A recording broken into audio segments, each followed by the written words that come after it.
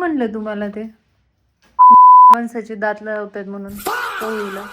माणसं म्हणायची ना पहिली मेलेल्या माणसाची कोलगेट दाताची तयार केलेली असायची. परत दात काढून ठेवते ती. मेलेल्या माणसाचा दात काढून ठेवतात? हो, ऍक्सिडेंट झाल्यावर त्यांचं दात हे काढून ठेवते ती, मग ती दुसऱ्याला वापरते. भाई यहाँ पे क्या हो रहा भाई? मी तर अशी वाटायचं का नाही, भीती वाटायची लय. मावशी तसं नाही. काय नाही. सांगितलं की त्यांनी. मी तर ते ह्याला बी हात लावत नव्हती. ते घरी आलं विलन कपडे म्हणायची बाहेर टाका बाई. लय भ्यायची. मग तुम्हाला इकडं ते त्या मॉडेलला पण हात लावाय भीती वाटत असन? आता नाही काय वाटत, आता मी केलेलं काम त्यामुळे आता नाही काय नाही ना, वाटत. पहिले पहिलं म्हणजे असलं मी कधीतरी आमच्या आईचं दाढ फाडाय गेली होती. हा त्यांची तिच्या संग गेली होती हा आणि दाढ फाडली आमच्या लय हाराडली जोर.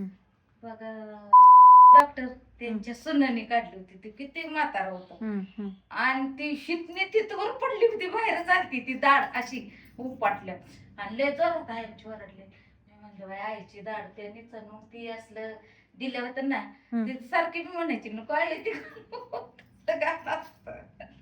ती म्हणायची असू द्या ग मी ही करते नाही.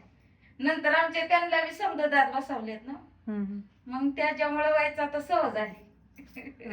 असं झालं. आणि माझं पण एकदा लय दाढा दुखत होते अशा, वरचं मांस दुखायचं.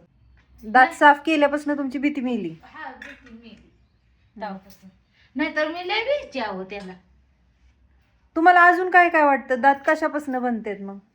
ते तसलंच वाटायचं. म्हाताऱ्या बाया सांगायच्या ना ते जेवणे दात. कोलगेट तर मी किती वर्ष घासत नव्हते. मग कशाने दात घासत होते तुम्ही? काळ्या मिसरीनी.